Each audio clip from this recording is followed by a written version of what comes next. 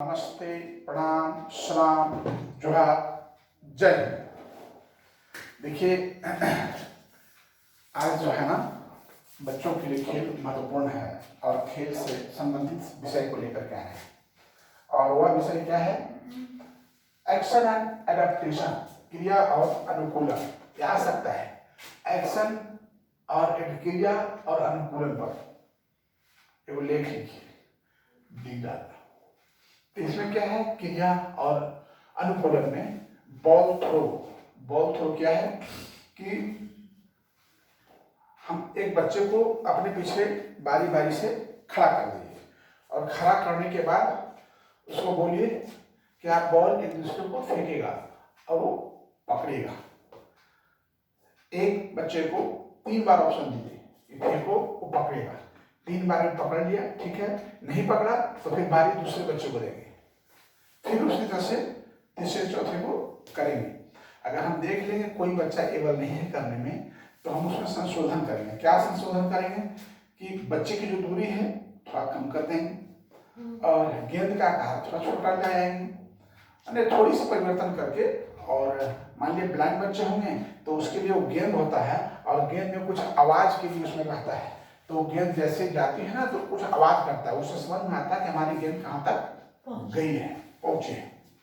तो ये हो गया बॉल थ्रो। समझे बात? बच्चे को लाइन में लगा देंगे और बॉल बोलेंगे कैच करो, ठीक।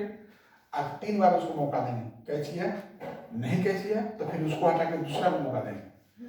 अगर देखते हैं कोई बच्चा नहीं कर पाता है तो फिर हम अपने जो हमारा स्पेस को कम कर देंगे। मान लीजिए बॉल पकड़ में ठीक से नहीं है तो छोटा बॉल ले आएंगे ताकि बच्चा पकड़ सके। अगर ब्लाइंड है तो उसके लिए वैसा बॉल लाएंगे जिसमें कुछ नॉइज मेकिंग बॉल है, जिसमें आवाज होता है। और फील्ड इवेंट देखिए यहाँ पे दूसरा में है। एक फील्ड इवेंट क्या होता है, समझ रहे होंगे थोड़ी बातों को कि जैसे यहाँ से दौड़ना है, ठीक है, तो दौड़ना है तो सबके लिए दिया हुआ है एक इसी लाइन पे सब खड़ा होना है, सब लाइन पे खड़ा होना है। और खड़ा होने के बाद सावधान रूप में रहिए, एक्शन में बोला और फटाफट शुरू। तो इसको कहते हैं आज जो है फील्ड इवेंट। यानी कहने का मतलब है कि बच्चों को दौड़ लगाने के लिए रूपरेखा तैयार करना, दौड़ने की स्थिति में हाथ पैर को लगाना कि बस इसी बजाय शुरू। तो इस तरह से जो है आपका एक्टिविटी करेंगे तो बच्चे के लिए वो दौड़ने में सुविधा होगी, उसको एक्शन समझ में आएगा। साथ ही हम एक चीज आप पूछना चाहते हैं, आप लोग शिक्षक बनने जा रहे हैं, हमारा राष्ट्रीय खेल क्या है बताइए? राष्ट्रीय खेल, अरे वाह, तुम्हारी नौकरी पक्की, कोई फेल नहीं कर सकता है। कैसे फेल करेगा भाई? बहुत लोगों को मालूम नहीं है, खाली सब पढ़ते हैं। क्या पढ़ते हैं? बुक वर्क, किताबी कीड़ा। अरे कुछ सामाजिक अध्ययन करो ना, है ना, general knowledge, current affairs. Teacher में क्या ज्ञानवान, टीचर का फुल फॉर्म मैं लिख कर दे दिया हूँ बोर्ड वाले, और बोर्ड में लिखा हुआ है, जाके देखिए। T for talent, C for cheerful, E for इसको जानना पड़ेगा। नहीं जानिएगा अपने आप को पहचानिए।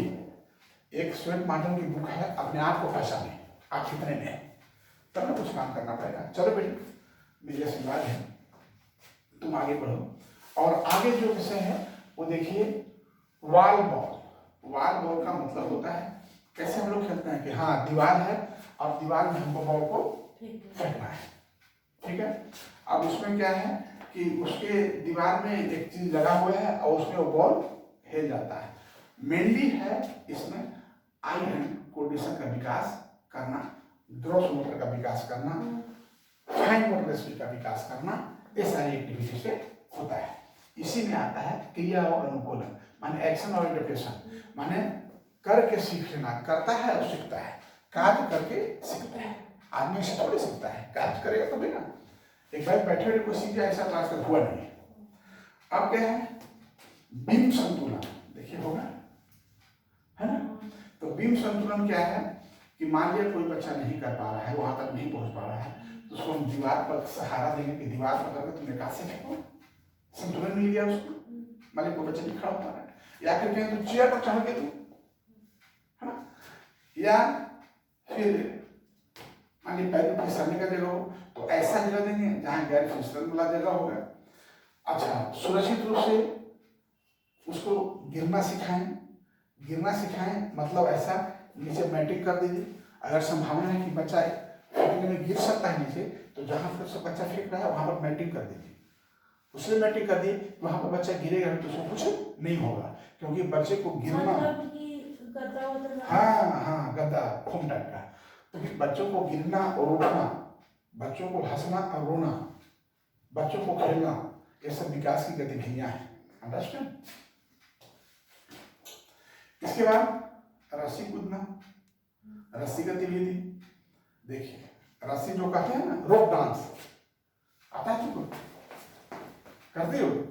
अरे वाह, देखो तुम करते हो, तुम की हो, आप करते हैं हल्का फुल्का, वेरी गुड। उसके बाद है लक्ष्य गतिविधियां। देखो लक्ष्य गतिविधियां, लक्ष्य गतिविधियां क्या होता है कि मान लिया कि देखो वहां पर वो चेयर रखा हुआ है, या हम लोग एक जगह 4-5 चेयर जमा कर दिए, अब बोलेंगे देखो इस बॉल को मारना है, इस बॉल को क्या मारना है, हाँ गोल, वाह वाह वाह, क्या बात है, हमको पढ़ाने से बढ़िया आप पढ़ा देती हैं भाई, आपको अच्छी है, I am proud of you. मैंने गोल सेट कर देना कि भाई एक केंद्र बिंदु है और यहाँ से बॉल उसी पे मारना है, वहां तक पहुंचाना, हाँ पहुंचाना है, और उसी पर लगना नहीं, इधर ना इधर ना वैसे करके, हाँ हाँ हाँ हाँ हाँ। इसके बाद क्या है, टीम गेम बहुत जरूरी है, खास करके हम लोग इंटेलेक्चुअल डिजेबल के लिए पढ़ाई पढ़ रहे हैं, भौतिक दिव्यांगों के लिए, तो इन लोगों के लिए ग्रुप में वर्क कराना, ग्रुप में काम करना, ग्रुप में गेम, ग्रुप वर्क क्या क्या हो सकता है, लूडो है ना, कैरम बोर्ड, और क्या हो सकता है, क्रिकेट, हाँ क्रिकेट, फुटबॉल, हाँ। तो ग्रुप पर से क्या क्या विकास होता है, ग्रुप पर से एक व्यक्ति सोशलाइजेशन सीखता है, समाजीकरण, नियम सीखता है, काउंटिंग करना सीखता है, आपस में मेल जोल सीखता है, यानी वेल बिहेव बन जाना सीखता है।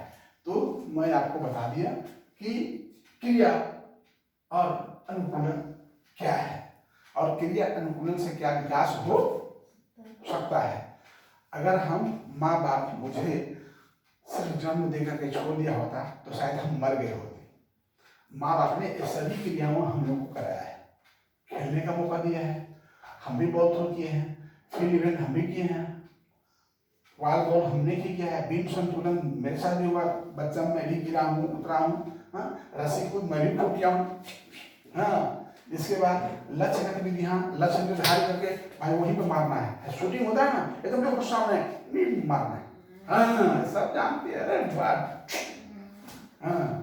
तो उसे लक्ष्य गतिविधियां, लक्ष्य है उसी में मारना है, मतलब नेट सेट करके, हाँ नेट सेट करे, अरे वाह क्या बात है बेटी, खूब पढ़ो, मस्ती पढ़ो, पढ़ते रहो, बेवजह पढ़ो, बेसमझे पढ़ो, पढ़ते रहो। और कहावत है ना कि लेबर, हाँ वाह वाह वाह, labour never goes in vain, labour never goes in vain, यानी परिश्रम कभी बेकार नहीं जाता। Labour never goes in vain, कुछ न कुछ किया करो, कुछ न कुछ किया करो, कुछ नहीं देना तो गुदरी के फाड़ के उघाड़ के सिया करो। प्रकृति को जानते हो, पृथ्वी है, तो पृथ्वी पर कुछ न कुछ तुम करो, अगर कुछ नहीं करोगे तो ईश्वर कुछ न कुछ उसमें दे देंगे, क्या घास भूसा कुछ लगा जाएगा। तो मानव को भगवान दिया है कुछ न कुछ करने के लिए, सो कुछ न कुछ करते रहो, जितनी आपकी मानसिक शारीरिक क्षमता हो उतना ही करो, लेकिन करो, बताइए।